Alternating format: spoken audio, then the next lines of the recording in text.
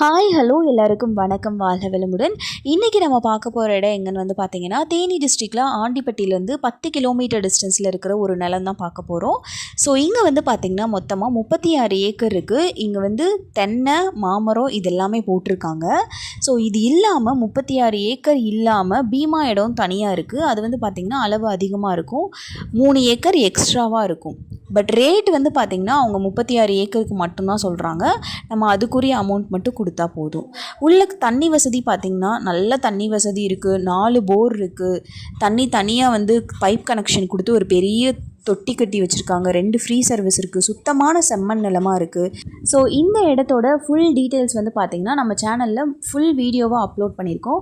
So இந்த இடத்த பற்றி டீட்டெயில்ஸ் எல்லாமே தெரிஞ்சுக்கணுன்னா நம்ம சேனலில் போய் பாருங்கள்.